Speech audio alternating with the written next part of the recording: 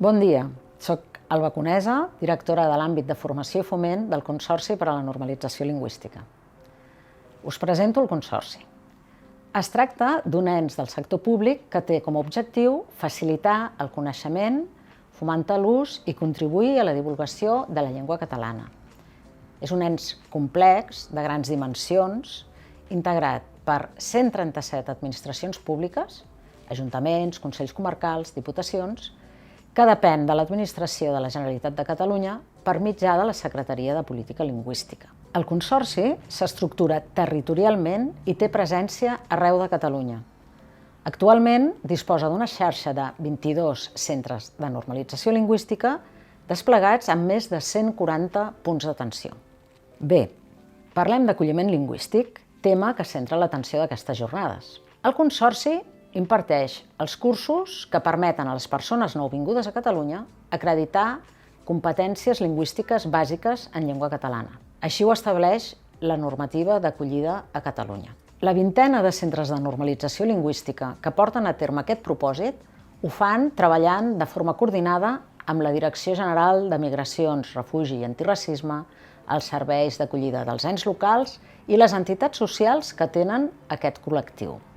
També es busquen complicitats i estableixen acords de col·laboració amb altres institucions, com per exemple el Servei d'Ocupació de Catalunya, en el cas de persones que ja han fet la primera acollida i busquen millorar la seva ocupabilitat millorant el seu coneixement de català. O també amb el Departament de Salut, per acollir els centenars de persones que fan la residència en el sistema sanitari català. Si fem un cop d'ull a les dades del Consorci, constatem que més d'un 70% dels cursos que oferim estan destinats a l'acolliment lingüístic.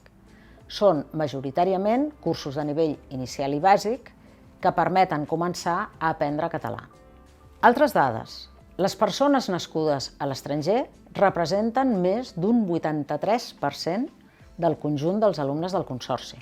Això significa que el Consorci és qui ofereix principalment els recursos bàsics d'aprenentatge en llengua catalana a les persones que arriben a Catalunya. Amb quin objectiu?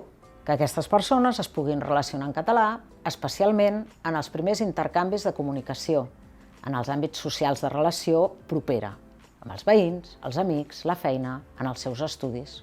L'acolliment lingüístic és l'oportunitat d'afavorir que les persones que decideixen venir a viure a Catalunya es posin en contacte amb la llengua catalana i comencin a aprendre-la, i alhora estableixin contacte amb l'entorn proper i immediat a través del català.